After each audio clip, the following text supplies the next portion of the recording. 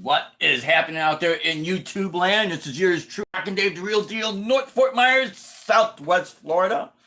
Sorry we're running a little bit late, but once again, there's all kind of stuff to do down here in Southwest Florida. And it's not like you could go across the street because if you get stuck, you got a canal, you got to drive all around. But hey, that's how life goes, right?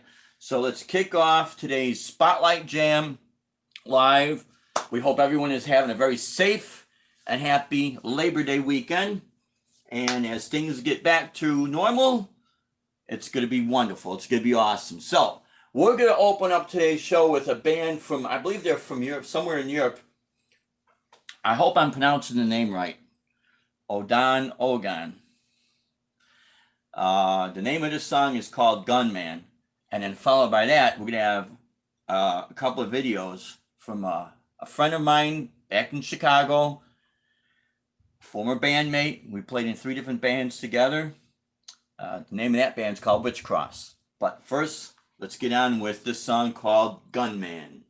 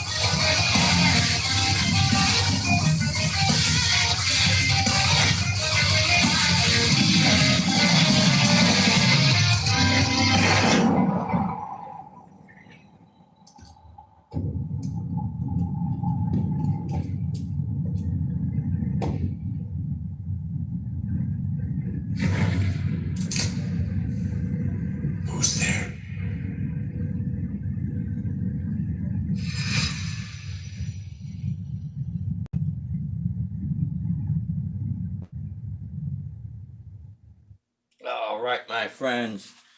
So that's a band, I think they're out of Europe, and that album Gunman came out in 2017. And I think we have Old Man Dan that just joined us here. Old Man Dan, thank you. I thought I saw you give the thumbs up, and this is a type of metal that I really like a lot.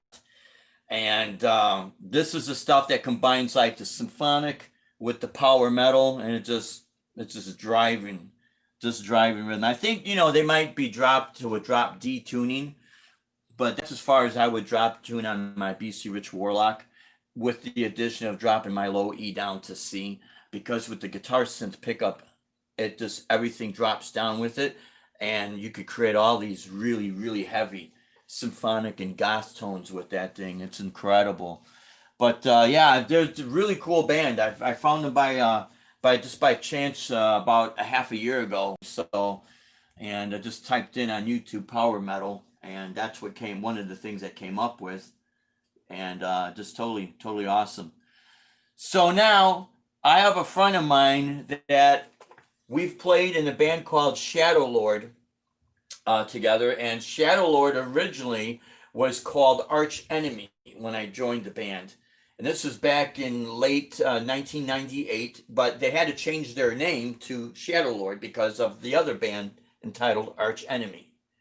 Now, Bill Janis, the Count, was the vocalist in Shadow Lord, and then he was also in my band called Legend, and then he also was in a band, he's been in several bands, a band called Ravensthorn, which, if I get the permission, I do have on video our full rehearsals at the rehearsal studio with Ravensthorn. But I want to get their permission before I put it up on the internet.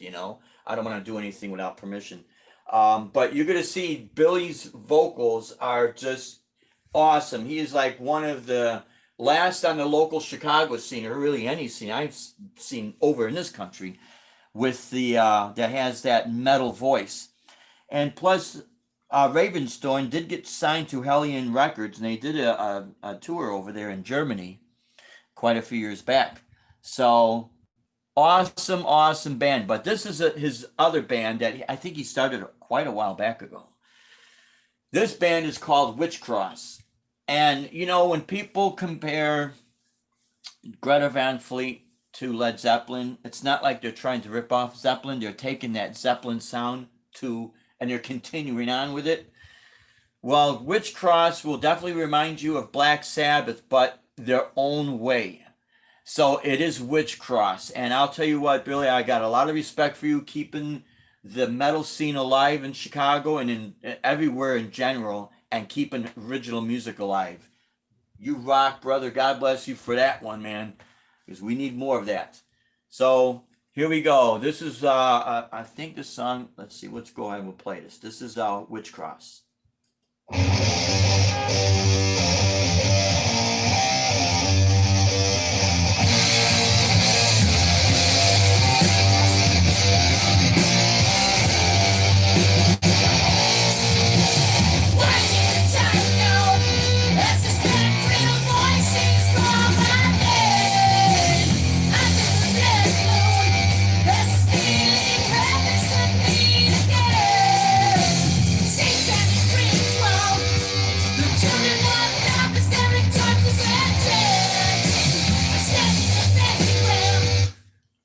Oh, something happened there.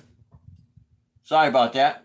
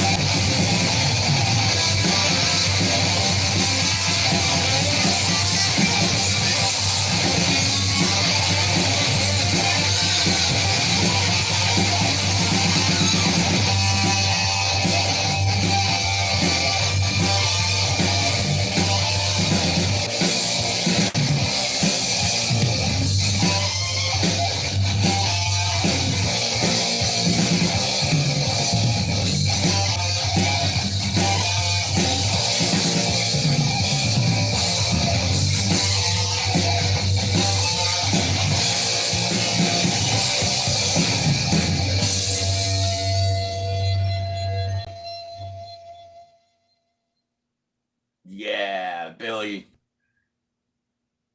Totally rocked, man. Some of those scenes look like they were at, could have been a place at in Chicago. God, it's not Riley's. There's a few places that we used to play at. J.J. Kelly's in Lansing, Illinois, and Smiley Coogan's, which was in Berwyn, Illinois. And there was a few other places. The names start to escape me. As you relocate, you start putting new information in your mind. You got to get rid of the old information. But my point being is, we had a lot of metal clubs.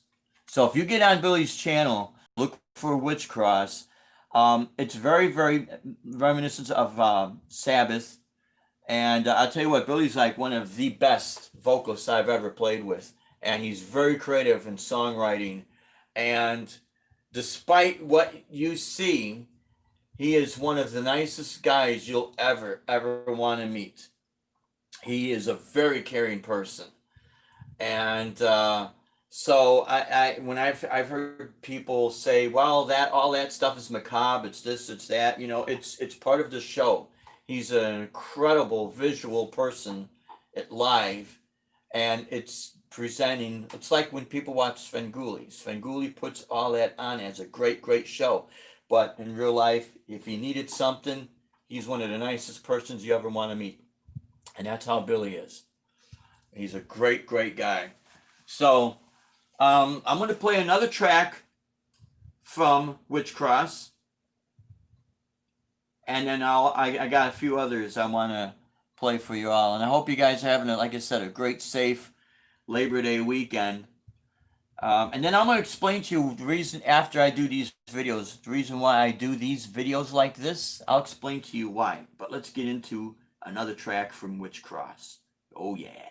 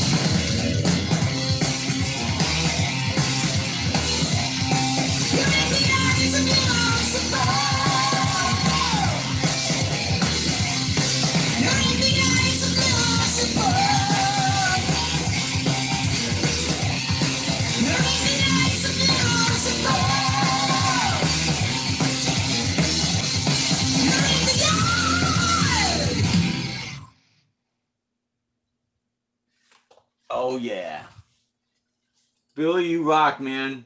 The band sounds tight. I'm so glad that you guys are moving forward with Witchcross. And I know one of the places that you'd play at was Reggie's. There's a place downtown Chicago called Reggie's. They'll have anything from blues bands to metal bands, and or at least they used to before the shutdown, the virus and everything. And it's really cool to see um, that Bill was able to get his old band Witchcross up and going. And like I said, if I get the permission, I'll put up the a couple of videos of the rehearsals, and even with Shadow Lord. Chad Elliott was the guitarist, founder of Shadow Lord. Great guitar player. He was like one of the best guitar players I've played with, man. Besides Andy and Angel, Chad Elliott, he was the best man at our wedding as well. And him, Joe Durr, not Joe Dirt, the drummer. He was a fantastic drummer, man. And then you had Dave Crass on bass, and then you had Bill Janis on vocals, the count. And I'll tell you what, man, we used to.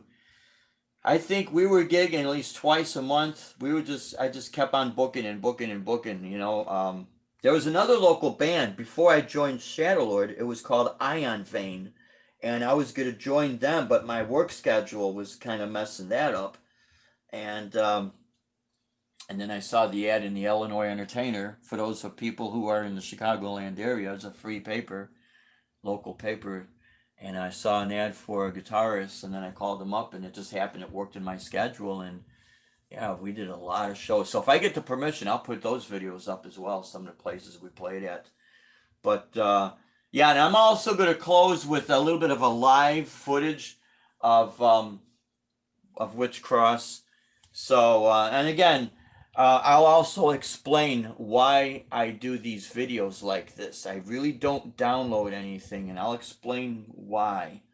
But right now, we're going to feature another great YouTube guitarist, like one of the best guitar players on YouTube, I think. A good friend of ours in South Carolina, the Joe Wentz Project. A lot of people know about Joe. He's no stranger. Awesome guitar player, man. And this is one of his originals.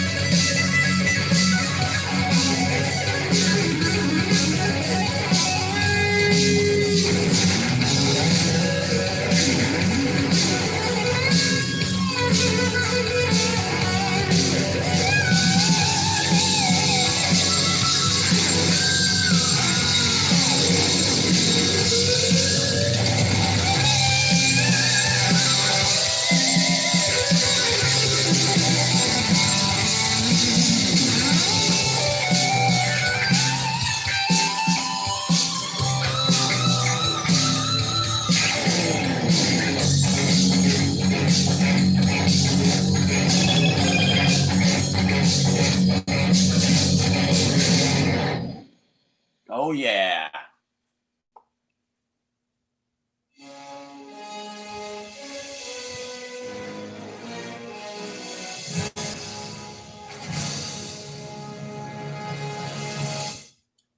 That was awesome, Joe. That was totally, totally awesome. We're going to do another one from Joe Wentz Project.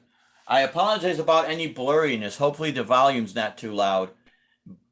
But what I'm going to say real briefly is there's a reason why I don't download anything. As some of you might know or remember me saying on one of my videos a while back, I had to replace my phone because I downloaded all these apps. I got a really bad virus on my phone. And at the time I was driving for NEMT, non-emergency medical transportation. And one of my my GPS went out on me when I was going to pick up a patient to take them for their dialysis. And you have no idea how pissed off I was that my phone was doing what it was doing because of these apps. And we went into the Verizon store, and I can't remember exactly what I said to the guy, but I know the guy, he looked at me and he knew how frustrated I was. I wanted to literally take that phone and throw it across the store and just yell right at these people and tell them what I really think of this technology. If it doesn't work, it doesn't work.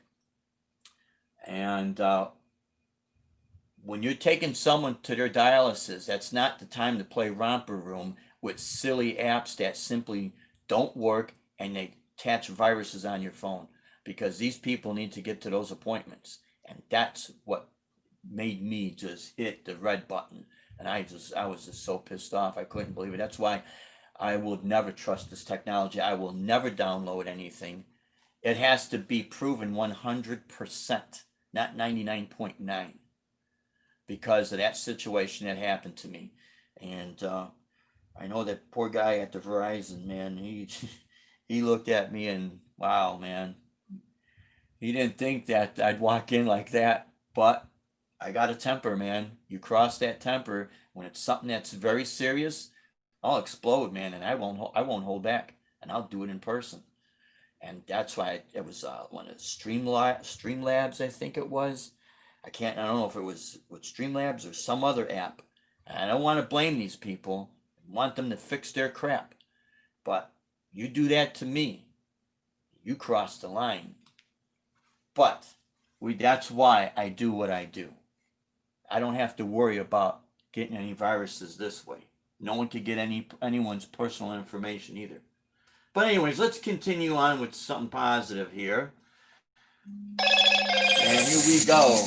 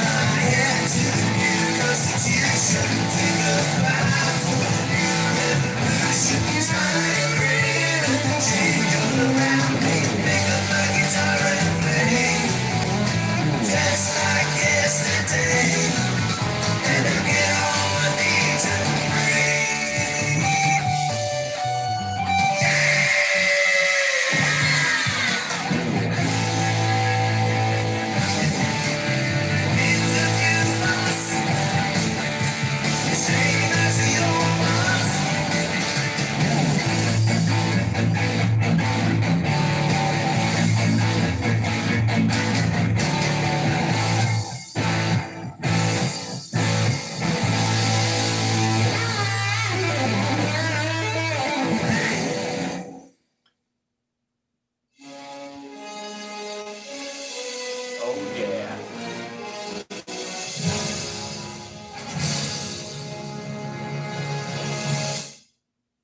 Joe rocks, man. He totally rocks. Great guy, great guitar player, great friend. He's done a lot. He's helped out. He's helped me out a lot understanding my laptop when I got it. The camera that I use, the Zoom Q8, he's helped me a lot with that. And I'll tell you what, man, he's a great all-around guy. Really is. Now, we don't do any sponsorships here, but what I do suggest, if anybody had any, if they ever wanted to send money to the channel, my best suggestion is go to Exploring the Local Life and check out their channel and see if we could help them out with the family there, Jessica and Robert, and we hope that she gets better real soon. We really do. And also, if you want to go to Jim Guidry's channel, as we know, the hurricane just went up through Louisiana, and so help Jim Guidry out. And Old Man Dan Dante has a BMX for autism, and go check out Old Man Dan. See, this is where I like to see the money go to, for people who really need it, for a great cause. I never raise money to buy gear. I just go out and we buy it. I don't ask for any free stuff. If Ibanez or Digitech want to sponsor me, that'd be great. They don't have to send me anything for free. I'll help support the company by buying the product. And if they just want to use it for name recognition, that's good enough for me, because I don't believe in putting a company out of business or anything like that. I believe money, if a person could send money, it needs to go to a worthy cause. That's what I really believe in. So we're going to do another feature here. Anthony Lee, he happens to live down here in Southwest Florida in the Naples area. And I'm going to play a couple of his videos. He's got a really unique voice. And I actually met Anthony Lee at one of our gigs at the Blue Monkey down in Naples. It's got to be about a year or so ago, when we played down there, maybe a year and a half. And I think Anthony might have met my wife. My wife also works at Camping World in Fort Myers. So, yeah, Anthony's a great guy, a great guitar player. So let's go check out Anthony Lee Band.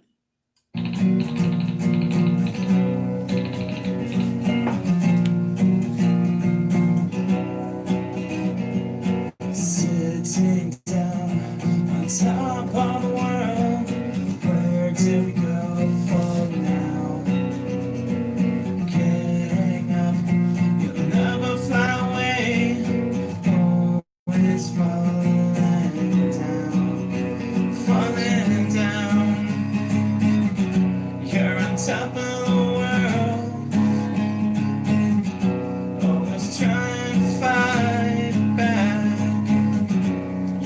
top of the world, yeah.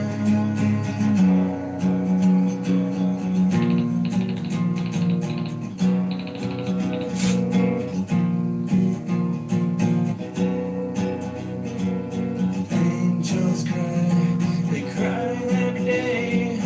Where do we go from here? Where do we go? Getting it now. Oh, it's falling down. You're on top of the world. Fight back, yeah. You're on top of the world, yeah.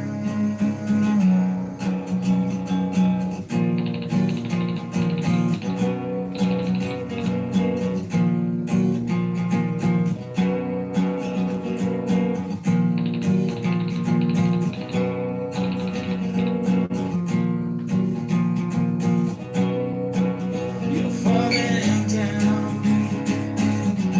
You're on top of the world. Never fight back.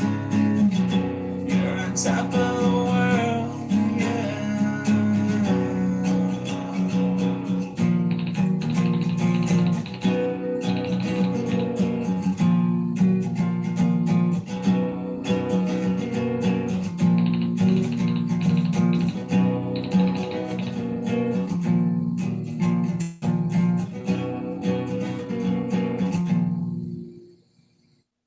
Anthony Lee. Great guitarist, vocalist, very creative. And it's what we need a lot of is people on the creative side, just as much as, our tribute bands and cover bands, because it does keep the music alive, It really does. As a lot of you know, I still do some of the covers. I do them in my own way. But I've got a very, very soft spot for originality. So this is another song from Anthony Lee.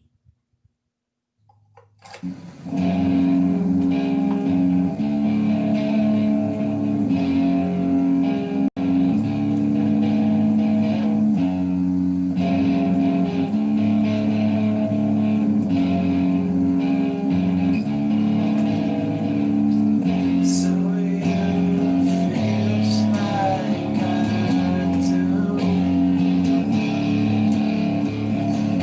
when you get away from me.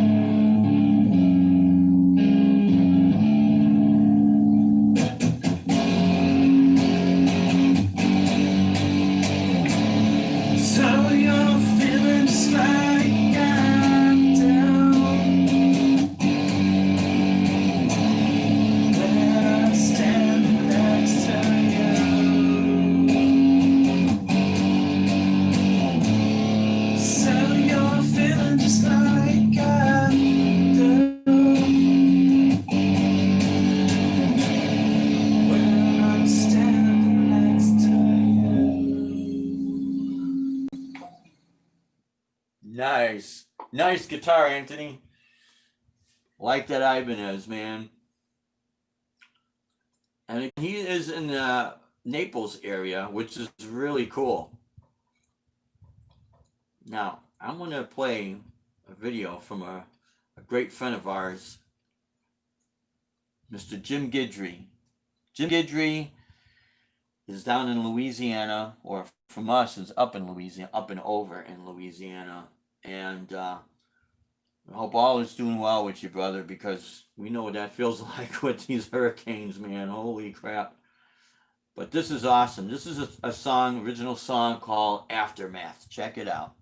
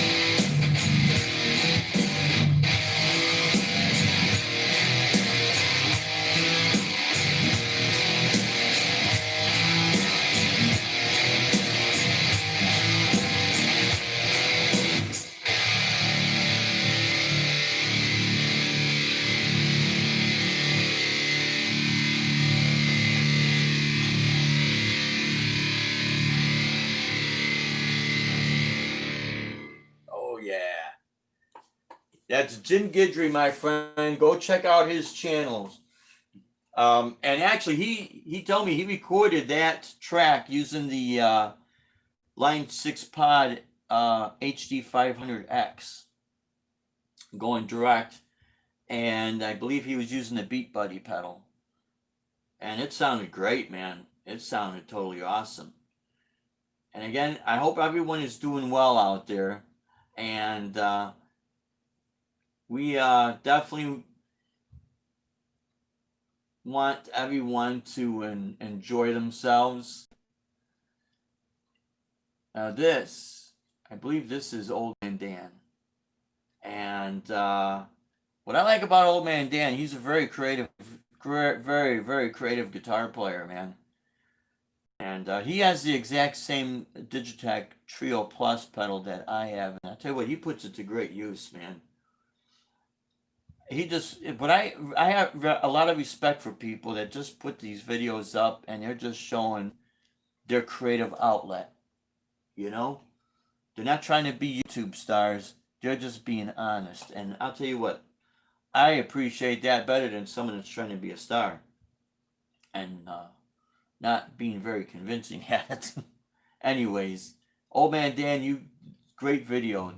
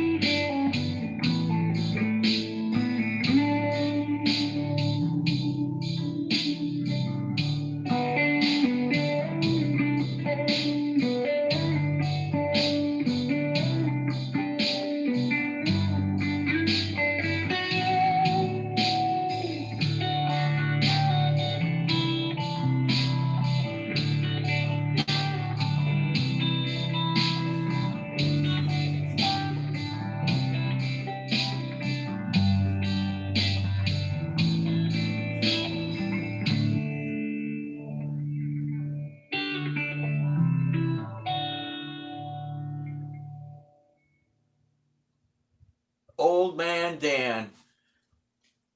There is something magical about just improvising, just right off the cuff. It is as real could be. There's nothing wrong with playing things out. Everything has its purpose, but it is interesting. It is really cool to see people just improvise. I think that's your truest form of playing right there. You know what I mean? So, yeah, Old Man Dan, go check out his channel. He's got a lot of great stuff, man. A lot of great stuff. So, I'm going to finish off this session with a live performance with Witch Cross.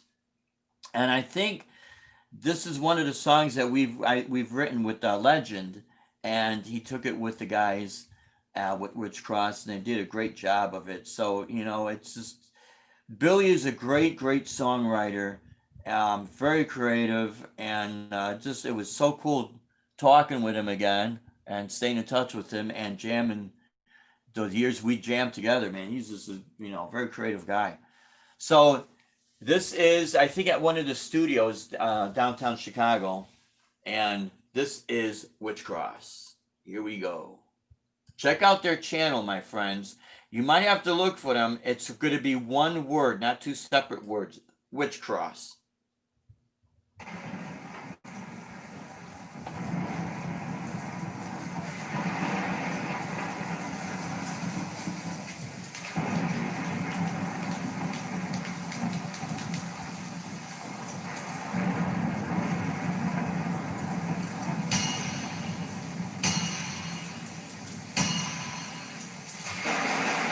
Cathedral of Blood.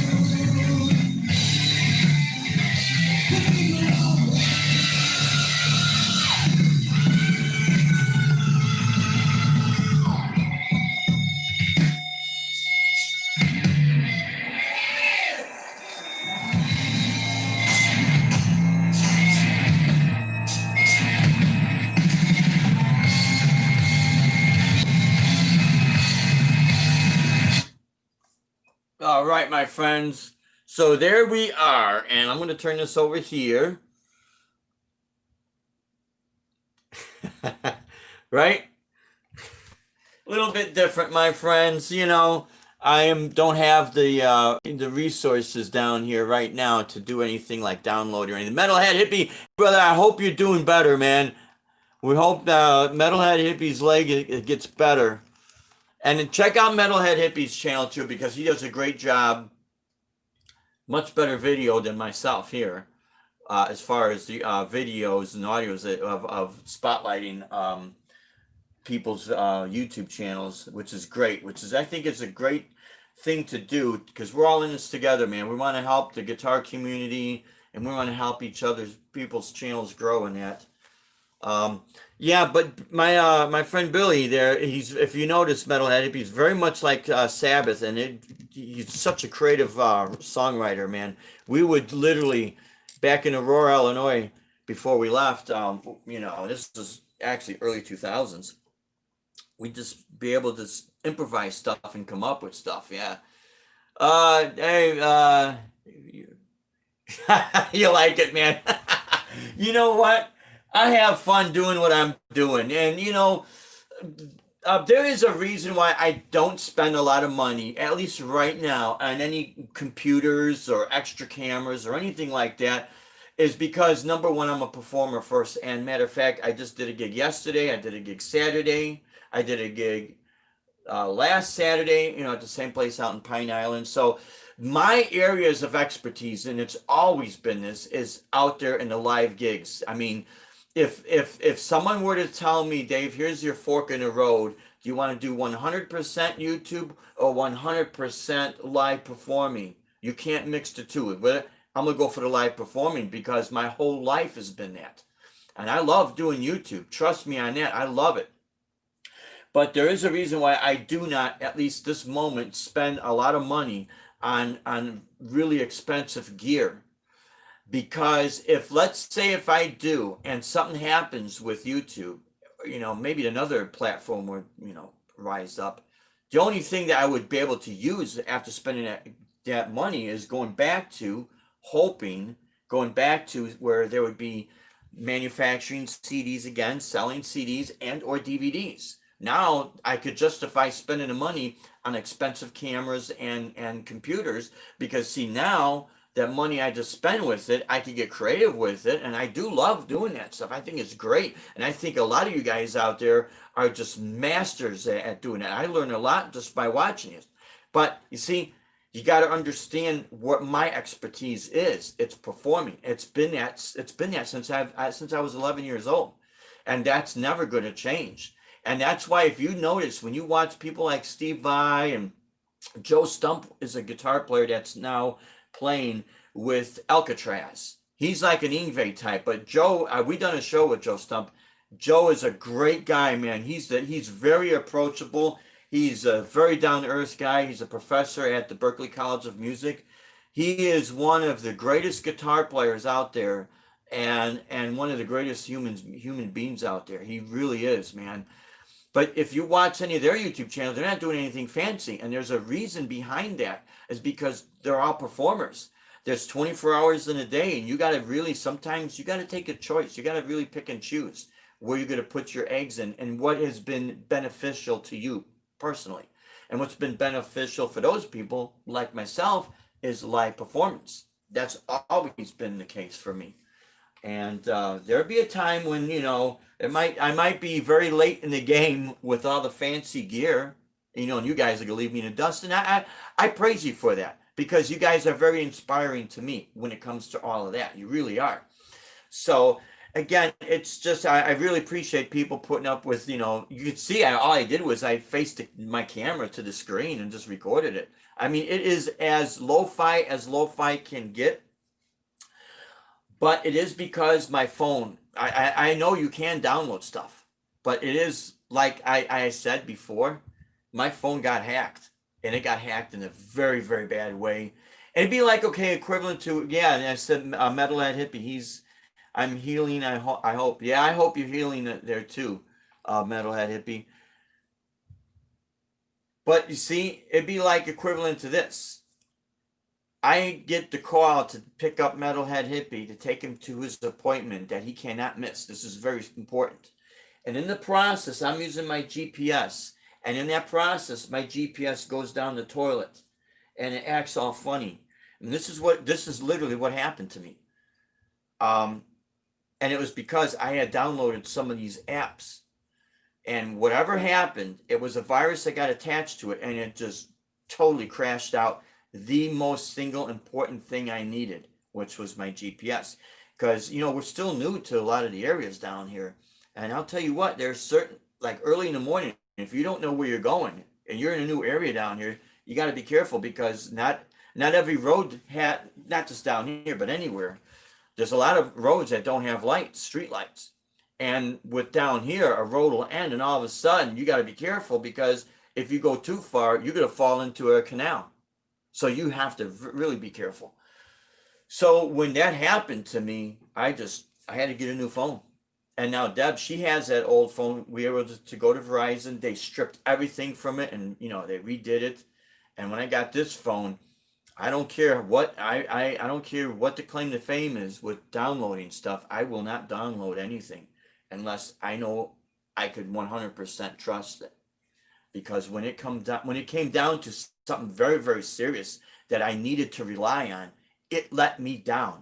And it wasn't because the map quest or whatever the hell you call it, GPS, it was what got attached to my phone when I was downloading so I could do stuff with YouTube and do stuff like that. So that's why I'm very, very strict with downloading stuff. I would rather do it so lo-fi with pointing the camera to the to the screen, and maybe it's not going to get a whole bunch of views or anything. Its main purpose is to drive you people to those channels. That's the main purpose. But I would rather do that than, let's say, I get in touch with you guys and then you send me all your information. I got your information stored on my phone and then I start downloading stuff. And then all these whack jobs, these hackers start getting your personal information. That's not going to happen with me. That will never happen with me. And like I said, I'm very, very strict with downloading. So I would rather be the punching bag and say, oh, that's kind of like, than to take a risk and have something bad happen to me again. That's how strict I am. And like I said, when Deb and I went to Verizon, I went in there with an attitude because I was pissed off. I was extremely pissed off. And when I get to that point, I don't care who the person is. I'll sit right across their desk, look them in the eye, and tell them exactly what I think. Exactly. I will not hold back. And sometimes you have to do stuff like that because sometimes, and it wasn't the sales guy. God, I feel bad about that, but it's the whole technology. It's this whole stuff that sometimes works, sometimes doesn't. I'd like to get in a meeting board. Sit right there across the table with them. Lay my cards on the table. Here it is. What could you do to help me out so I never have this problem again? Yes, is it operator error? You're damn right it is, because you don't give me, and that's you guys, but the manufacturers don't give me proper instructions. So if I'm not getting proper instructions, I'm not going to buy their product. And they're not going to get my money. And they could say, well, we don't need your money. Good. I'm glad you don't, because you ain't getting a dime out of me. And that's how I am. And I have to be that way. And it's, like I said, it's because it was something very serious that happened. So when you're taking a person to dialysis, they got to make that appointment. That's more important than YouTube and guitars and this and that. That's way more important. That's these people's lives. You have no idea half of the stories that these people would tell me en route to take them to their doctor's appointment. And I will never share those stories with anybody. I make an oath. I hold to my word. But these people, some of them, man, they were in bad shape. And wow, man, my heart went out to them. So, but anyways, enough of that. I don't mean to babble on that, but that is why. That is exactly why. But I'm glad that you guys have a chance to, let's see, what is the generation going to do when we're all gone and all the evil little devices we made? Don't worry. You know what, Dog Paw, I'm glad you tuned in. Thanks for tuning in, brother. And Janice Lala, thank you so much. You're absolutely right. What are they going to do? There's no instructions. It's sometimes, it's maybe, it's, well, if you do this, it might. If you download this, it could happen, and you might this. Could you imagine? Could you imagine? I give up, or so you're giving the keys to a 18 wheeler, a big rig like what Joe Winch drives, and you have absolutely no clue how to test your air brakes or how to release that brake. You have no clue. Could you imagine the danger, how dangerous you're going to be out on the road? Or you give somebody a loaded gun and they don't know how, if when they're new, sometimes they jam, so you got to work out the kinks. Could you imagine? It's to me, it's equivalent to the exact same thing. That's why I'm not a big fan of it. Joe Woods, what's happening, brother? You rock, man. You totally rock. And I don't mean to babble on about this, my friends. I really don't. But I maybe someone has to enough times so that these people and that's in charge of all of this, they could kind of say, you know what? There's a lot of people like this guy Dave that they don't understand this technology and there's no instructions and you got to do this and do that. And not everybody is computer savvy. I am one. I am not. I'm sorry. I'm a hands-on guy. That's why I would prefer an analog over any of this stuff any day, man. When the analog stuff becomes top, priority, that's when I say adios to this stuff. And I'll always try to keep my YouTube channel. But Jimmy Biter, what's him? Jimmy Biter, I gotta see if I could. Sometimes it's really hard for me to get on your channel and get some of your videos, but I definitely want to do that, man. So I think what we're going to be doing with some of this stuff is maybe additional with all these shows I have. I'm still going to be doing my Jazz Fusion Sundays, but it's going to be sporadic, and still do this, sporadic. I don't want to burn anything out. But then maybe I should also start getting into a more metal bass, because I do like metal music. The styles of music I enjoy watching, enjoy playing, is classical and flamenco guitar, jazz fusion, blues rock. When I do like the Barbra Streisand and the instrumental, very classical version of that, I love doing that stuff. It's great. But I also love playing and listening to metal. It's something I do enjoy. And yep, if Billy's watching, here's the BC Rich Warlock. Next through, see, look at the camera. Watch, it's gonna look like it's blurring. So I gotta do. See, look at that. See, this is what I'm always up against down here. This guitar is 20 years old, man, and I tell you what, it's never failed me, man. Never failed me. I have it in standard tuning. I don't have it plugged in because we did our gig yesterday, and I still did not unpack all of my gear. When I can, I did some recordings through last week, through Saturday's gig, and through yesterday's gig. I'll put some of those videos up. Saturday, I used the Breedlove with the guitar synth for the whole gig, and it was great. It worked out great.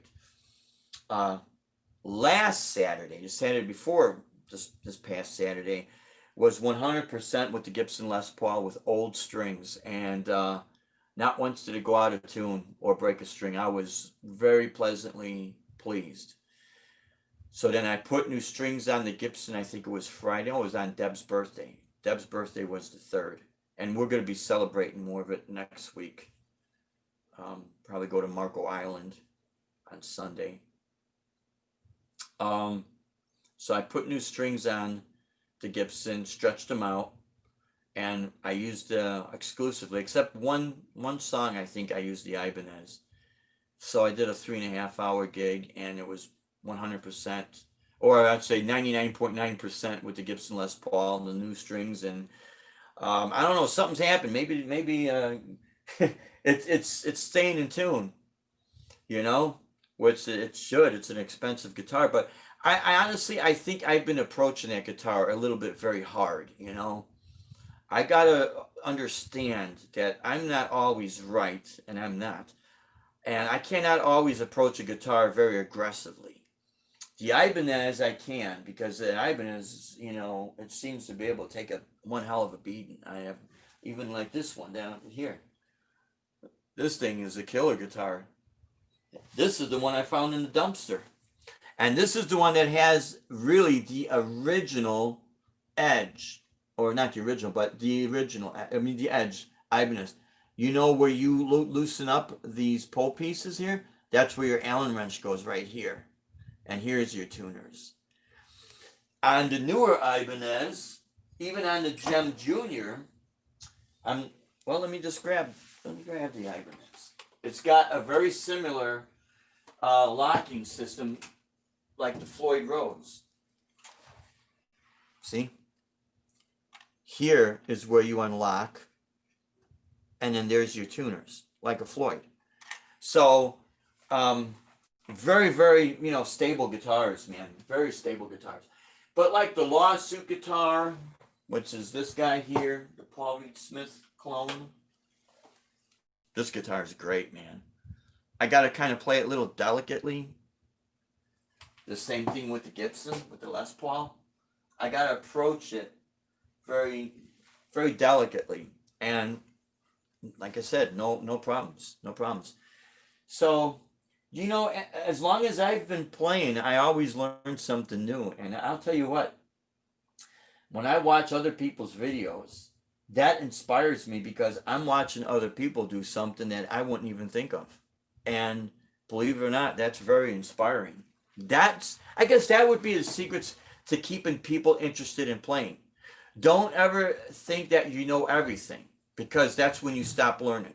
And I'll tell you what, I got a long way to go on a whole bunch of other things. It's just that sometimes there's an old saying, sometimes the journey is just as fun, if not better, than the destination, And the journey in playing music and constantly learning something, even though if you'll repeat your own themes, which I tend to do that a lot. And then all of a sudden an idea comes out, and sometimes an idea comes out from a mistake, and it just makes me go to a totally different direction. And it's very inspiring and very humbling, because it makes you realize, you have more room to grow. You know what I mean? And when I watch other people play, no one to me has to be a supersonic shredder to impress me. That's just that. The shredding is just the icing on the cake. If the cake doesn't taste good, that icing ain't gonna do much good. I'll tell you that. Right now. And watching other people play, man, I think that right there it's always inspired me. It's always inspired me. And so it's, you guys are very inspiring. So I just wanted to share that with everybody. I'll be putting up another live tutorial video on Wednesday, continuing with the precision picking. But when in your learning process, my suggestion is learn from as many people as you possibly can, and the people that click with you, by all means, continue to watch their videos, because if it's something that works for you, that's what it's all about. It's what works for you. Let's see what we got going on here. Oh yeah. Yeah, nice and pointy. Yeah, I'll tell you what. Now in the video, Billy's guitar player, he's using a BC Rich War Beast, and Billy also got recently he got a BC Rich Warlock. We have the bass guitar. Actually, Deb bought the bass. It's called the Platinum Series. It's a Blueburst bass, and I think we got this in November 2000, around my birthday. And we got this at the Guitar Center in Villa Park, Illinois. The Les Paul we got at the Guitar Center in Naperville, Illinois. And this we got down here in Fort Myers at the Guitar Center. So,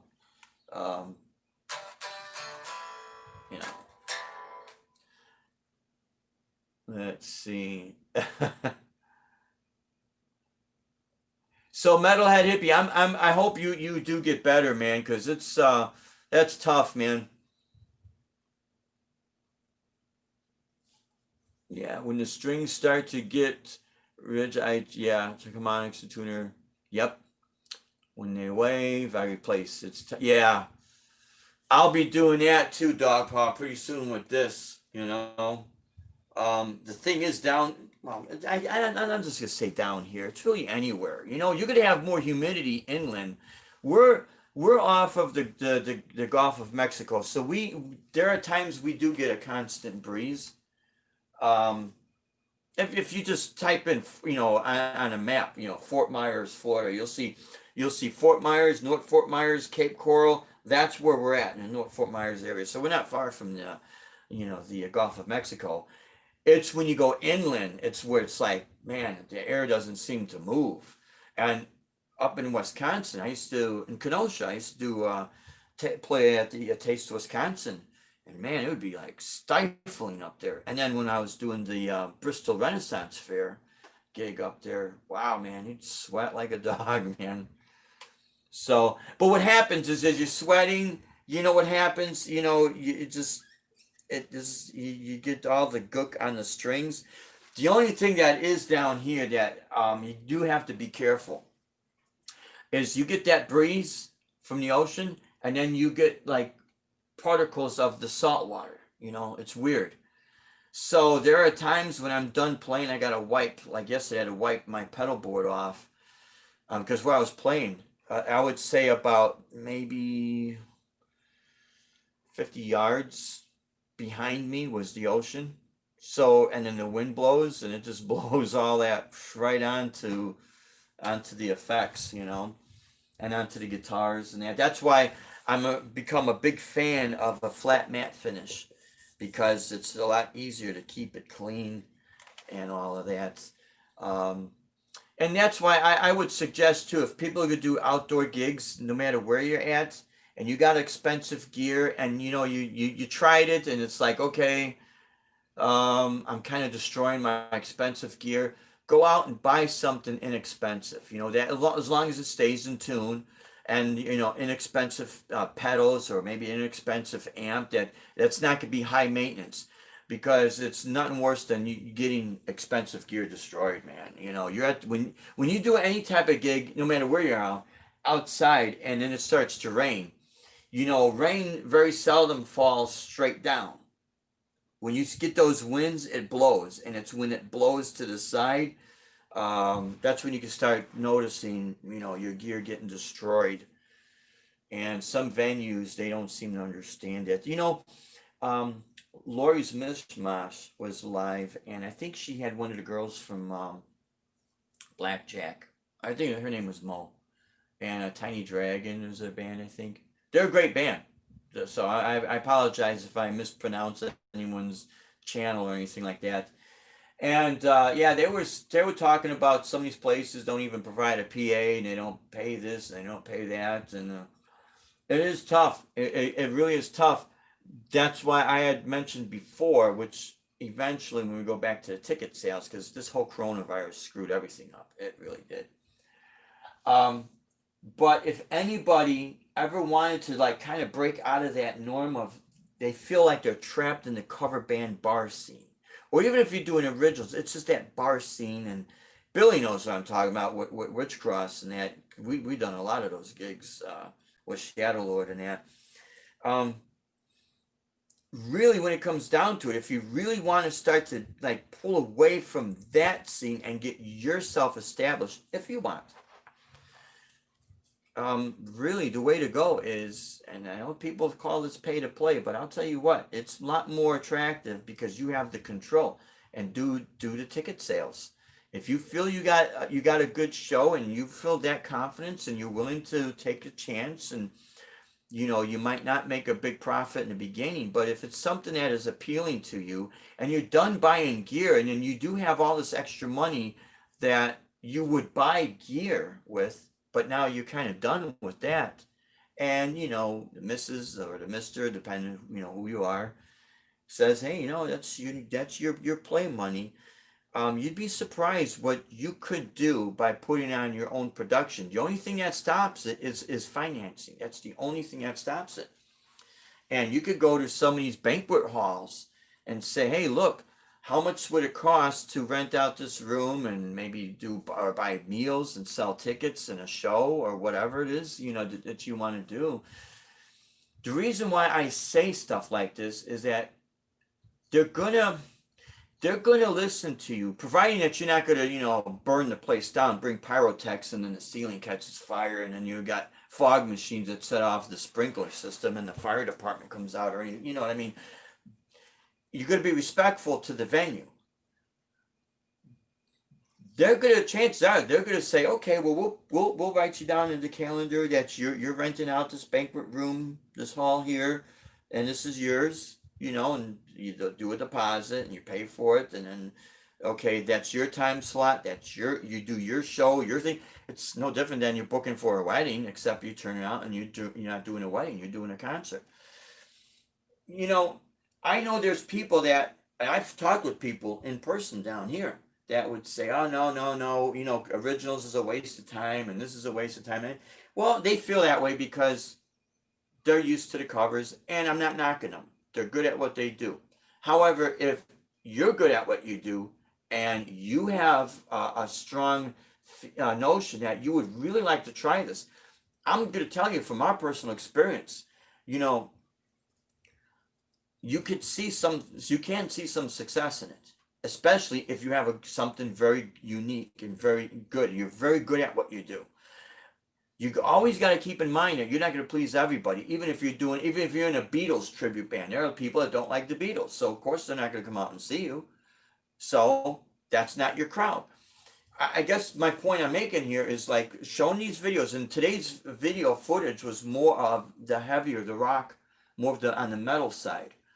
And metal music has always been given a bad reputation, but see, now heavy metal is becoming classic. It's becoming old.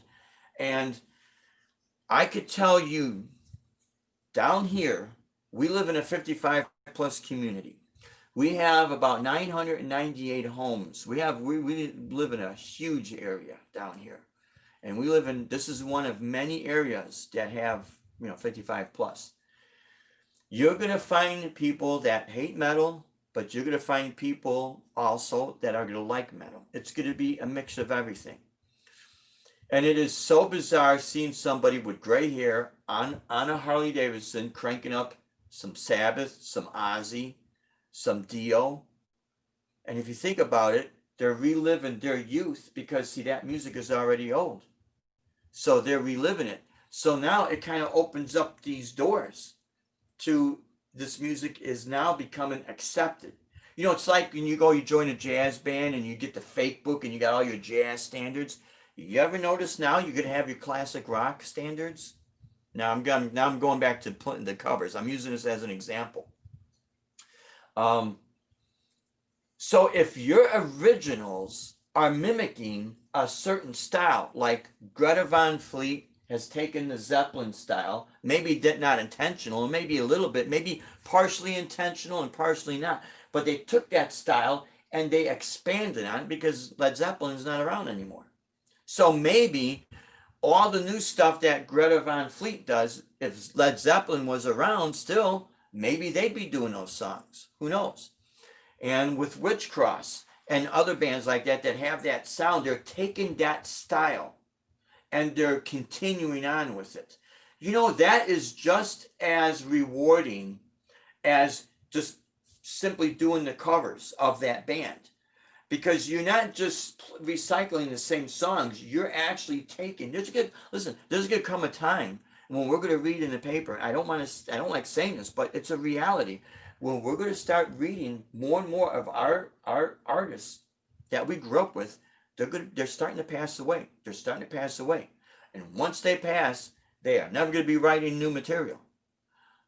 So you get influenced by them. It's not really ripping them off. It's taking that influence that you enjoy and that other people equally enjoy, and you're moving forward with that style of music. Now it's more of like, okay, hard rock in the style of Black Sabbath, hard rock in the style of Led Zeppelin, or hard rock in the style of AC/DC. Recognized names that you're continuing on with that style, with that sound. But now it's your writing. You're writing it. You're doing the exact same thing that they did when they started out, if that makes any sense. So there is a market for it. I think what happens is people, they're a little bit afraid to take that chance. They're afraid to see what's on that other side. And that is the only bridge that gaps the cover world from the original world. That's the creative bridge. The other part of that bridge is the financial. So if you cannot find a backer to fund your project, don't quit your day job. All the extra money, if you got enough guitars and you don't need more guitars and more pedals, and the pedal board has not been finished in production and you already have it, if you don't need it, and I'm not trying to tell you not to buy what to do with your money, but what I'm saying is, if you really feel you don't need it and you want to say, hey, how do these people actually do this? Instead of buying a blue version of the BC Rich and a blue version of the Gibson, take that combination of money and now fund it into, hey, what does it cost to rent out this room to do my own production? Because you know what, when you go to like stage plays, somebody's paying for that production. That money is coming from somewhere. And if you're wise enough and you have the belief enough in your project, then sometimes it's worth taking that chance. Just don't spend all your money. Don't drain your bank account. But at the same time, if you have that extra money, go ahead and take that chance if you feel that strong about it. And you never know, you might be able to start something moving forward. And you might start to establish you. And even though that it's very heavily influenced by this guitar player and that band and whatnot, it's a recognizable sound that is sellable. I guess sometimes it's hard for me to express what I'm trying to get across. I do the best that I can, though. But everything that I'm saying is from 100% experience that Deb and I have had in the past. And the proof is always in the performance. And I'm not going to lie to people and say everything is always successful. It isn't. Sometimes you have to take losses to know how you could go forward and what caused those losses. What happened here? Okay, I made a mistake here. I misjudged this. I miscalculated this. Okay, but that's a good lesson learned. So now when I try it the next time, I'm going to ease up on this and maybe push more of that. But it's still going to be within the realm of what I enjoy doing. And think about it. Let's say if I want to do 100% like in the style of Robin Trower. Robin Trower is a great guitar player. Blues rock in the style of Robin Trower. And if I get the permission to advertise that's cool. Gives Robin Trower credit. And it also, kind of thanks him for his influence. But I think that if I go to an area and there's 50 people that want to see that because they're huge Robin Trower fans and they're going to come out and see the show, and if I charge $10 a pop, just do the math, So I know there's going to be some people saying, Dave, that's you're ripping this person off. Greta Van Fleet ripped off that person. You know what? I read an old article in a Guitar Player magazine. It was a big, thick book. It was like a combination of all their magazines. This is like 1980. There was an article what Richie Blackmore had said. You know what Richie Blackmore said? Just rip everybody off because that's what everyone else has been doing. And he didn't mean it in a very bad way. He meant it in a very honest way. We all get our influences from somebody, and as we're learning to play like that, we start to get creative with that sound, and we start, instead of trying to get the Carlos Santana sound, which I love, I might try to mess with the highs a little bit, maybe the mids, and alter it a little bit to get what I like. And then you could still hear the influence, but now it's not 100% Santana or 100% Al Di Meola or 100% Robin Trower. They just happen to be influences. It's also me kind of dialing what I like, So this is what I mean. I know there's people out there, maybe they have a hard time understanding this, but a creative person, anyone who's creative out there, you know what I'm talking about. You really know what I'm talking about. And all I'm saying is that extra cash that you might have, if you want to plan out your next show, let's say you do a Halloween gig, like minus the coronavirus thing, okay? But as you saw, Witch Cross has a very macabre sound. Sabbath, macabre, they would have, I would be able to sell them at any type of a Halloween type of a show, a huge party, a metal fest, you know? And I'm not trying to say that to degrade them. That's no, I have a lot of respect for them. What I'm saying is they have something that's marketable. And it's finding that niche that you have and saving up your money. If you cannot, again, you can't find a financial backer, then do it yourself. Save up for it. Because there is something that's very gratifying when you could walk out, and even like I said, if there's only 10 people watching you, but they're fixed at, I mean, they're just like focused and they're having a great time, and to them that's one of the greatest shows they've ever seen.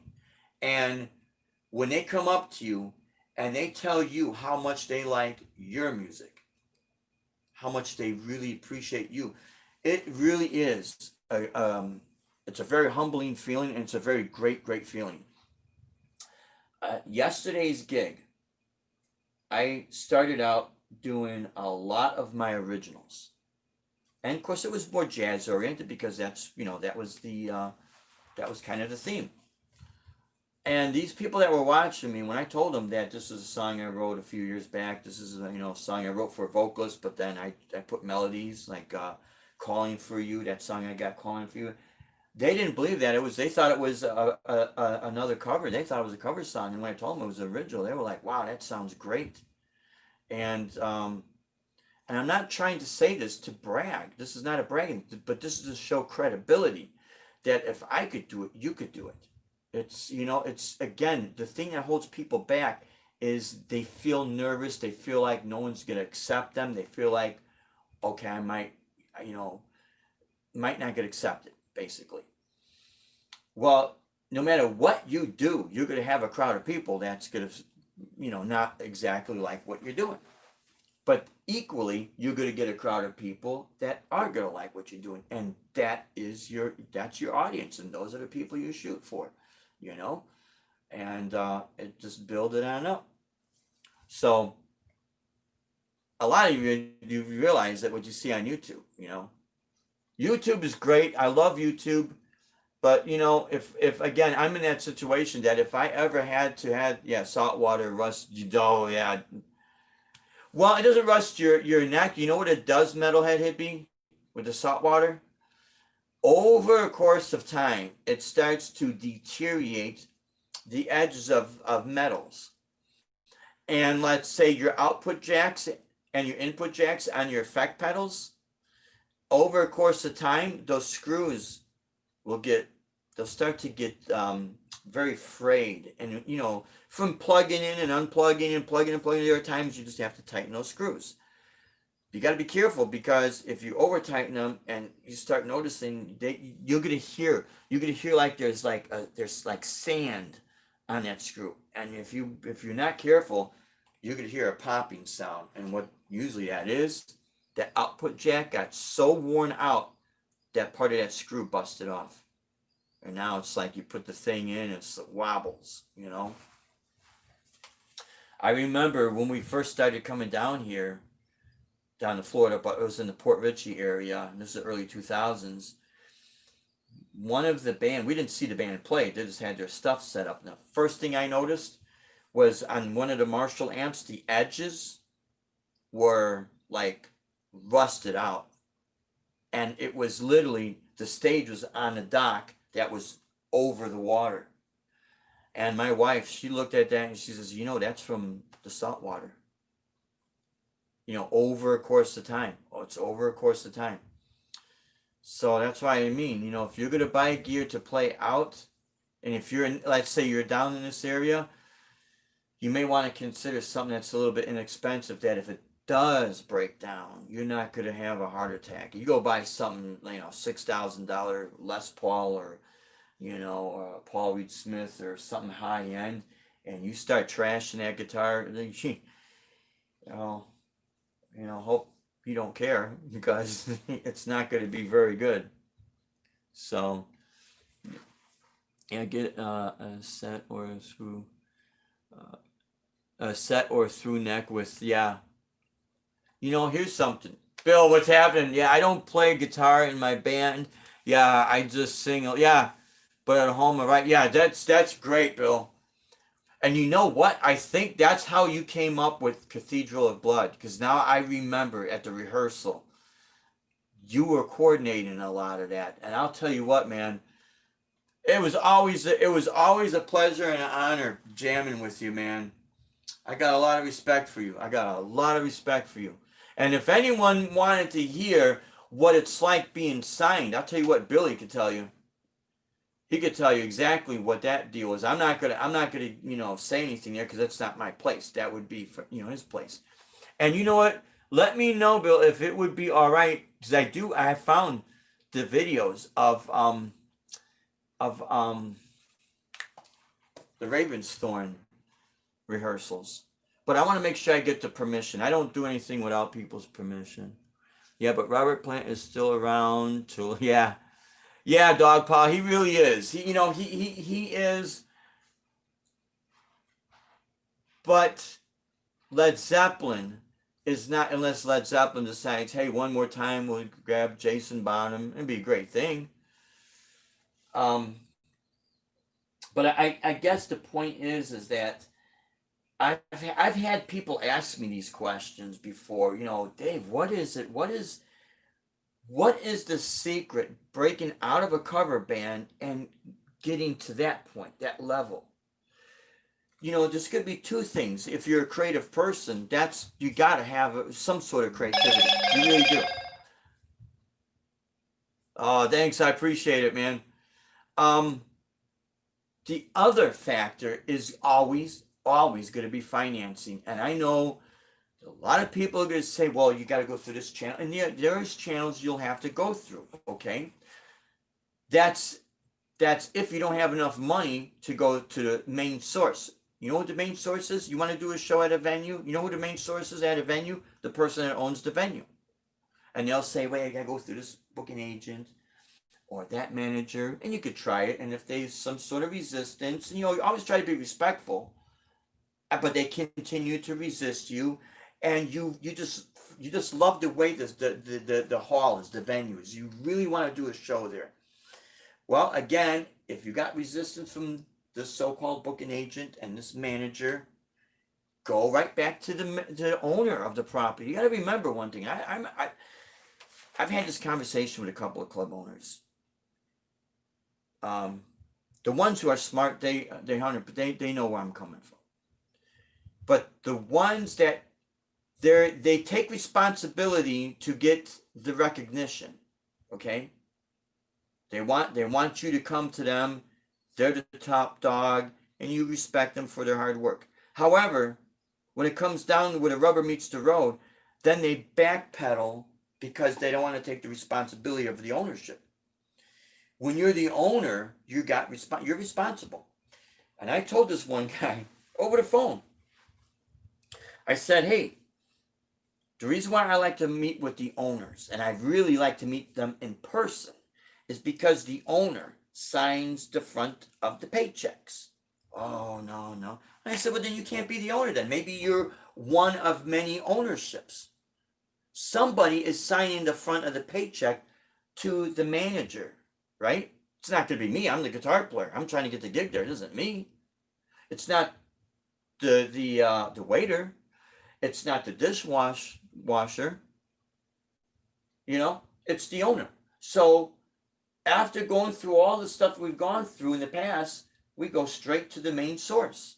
Hey, we want to play at your place.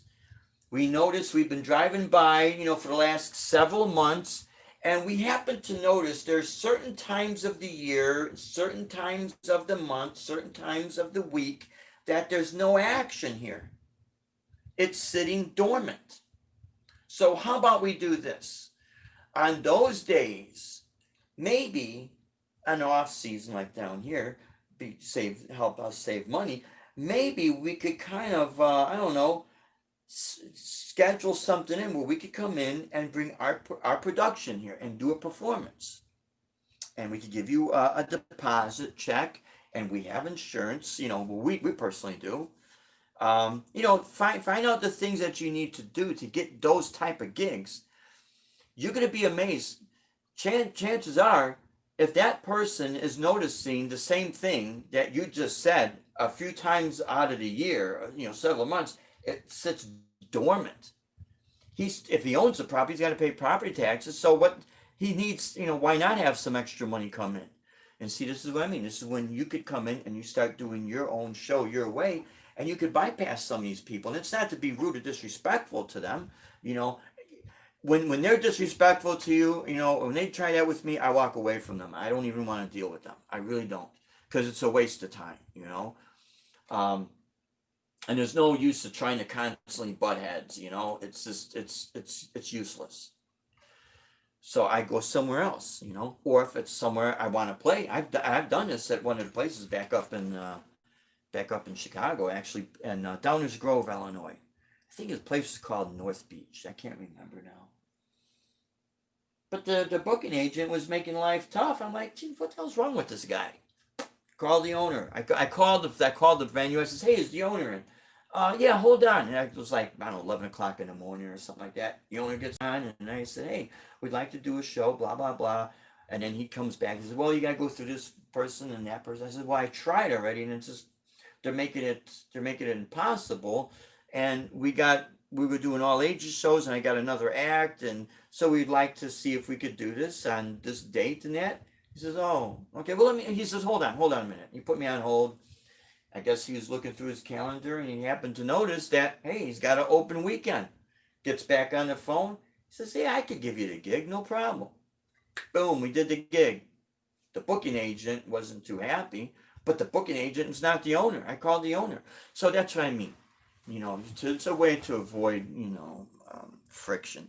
And I don't like doing that, because I don't like to see people lose their jobs or anything like that. But, sometimes they do it to themselves. Look how far back I am.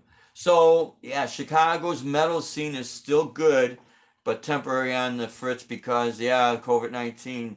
That was, when you said about renting a hall and bringing out, we did that. You remember that, Bill? We did that show in Bolingbrook. And you know what? We got the video, but unfortunately, the videotape that it's on, we do not have the adapter. We can't play it on any of our cameras. I wish to God we had the SD cards back then, because that's when we had those pyrotechs going off and that. And it was a low ceiling, man. But it was awesome. And you know what? We did not rent that place out. I think it was called Panama Connection, the PC Lounge in Bolingbrook, Illinois, off of Route 53. Yeah, Route 53. So for the longest time, the guy wasn't going to give us the gig there, or I don't know what the hell the problem was. And then Deb said, I'll tell you what. I can't remember. She said, you get the beer sales, and we'll get 100% at the door. I think that's what it was. And he said, okay, he agreed to it. And he was shocked how packed we had that place. He ran out of beer. It got to the point, he was so impressed with the show, Bill. I remember he contacted Deb. He was the owner of the PC Lounge.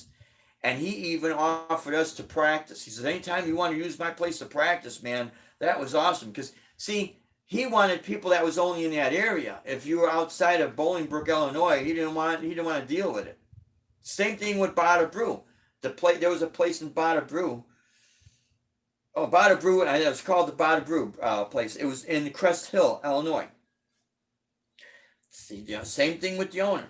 And before we did the show with Joe Stump, we did another show prior to that.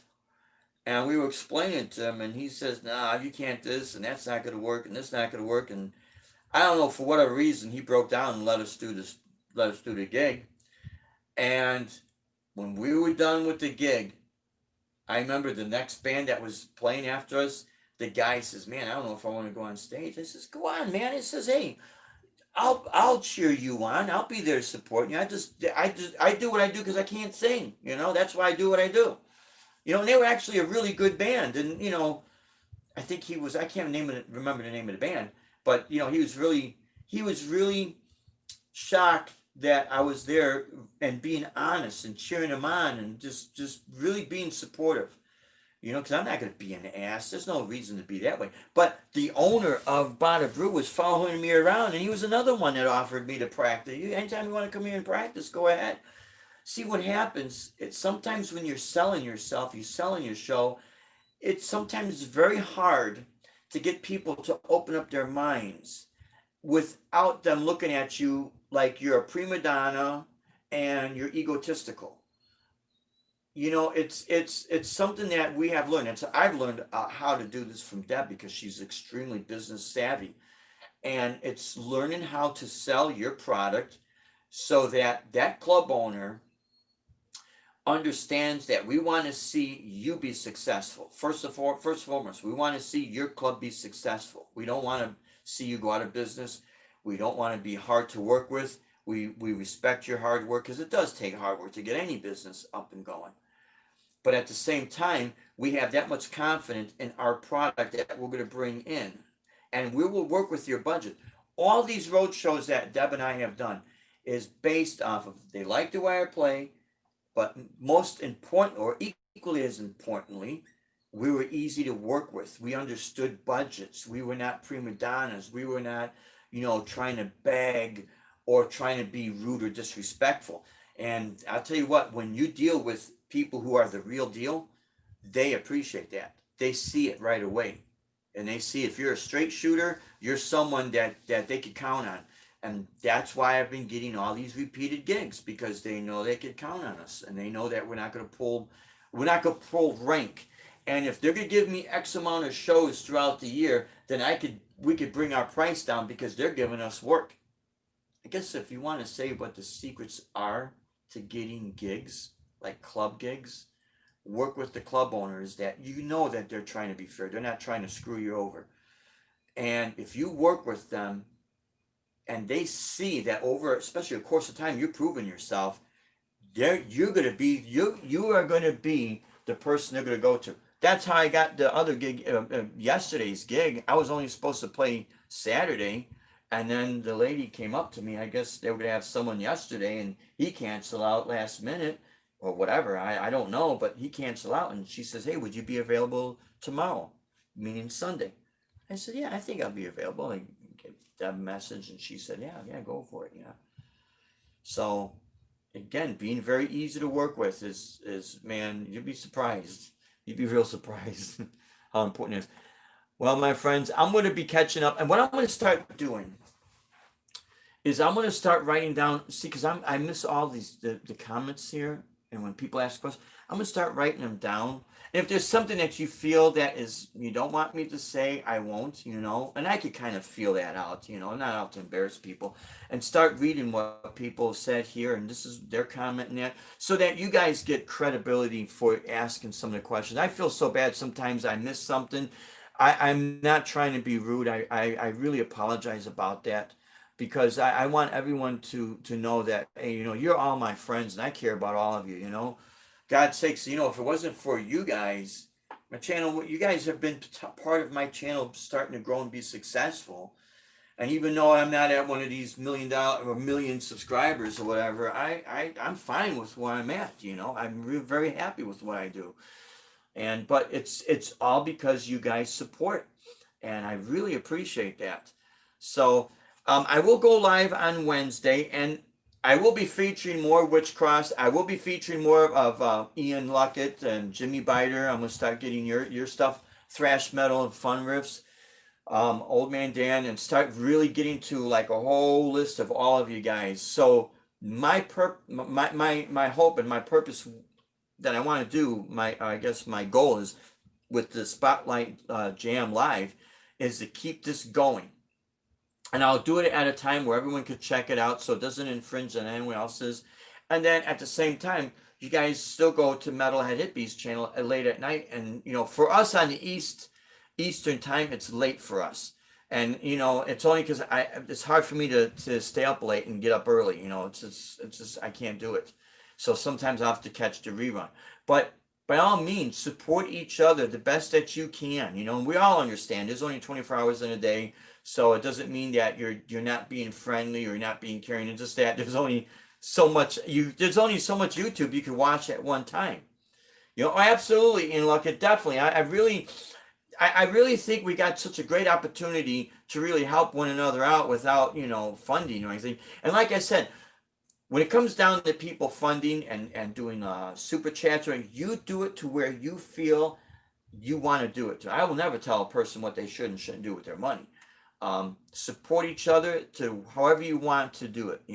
For me personally, if anyone's gonna try to send me money, I would really, and let's see, I don't want my wife to get, I'm not saying that we're not like that. It's just a very hard thing to say, I guess.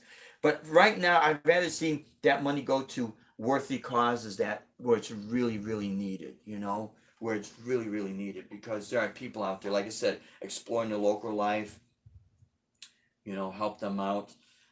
And go to their channel. Don't send me any money. Go to their channel. If you can't send them money, at least give them that moral support. You'd be surprised how important that is. And Jim Guidry and Old Man Dan and anyone else, Metalhead Hippie, that you got your leg, you're healing. All of that matters, my friends. Anyways, guys, thank you for tuning in. We will catch you on Wednesday. I will put the post up exactly what time I'll go live Wednesday for the Friday show. Sonia, what's happening? Thank you for tuning in. You can catch Happy early on Fridays. Okay, I'll see if I can check that out. Thanks, Dog Paw. I really appreciate that. Old Man Dan, you rock, brother. The Count, Bill Janis, you rock, man. You guys are the best. So we will see you on Wednesday. Until then, you stay safe, you stay true, rock on, and God bless you, my friends. Thank you so much. Take care now. Happy Labor Day.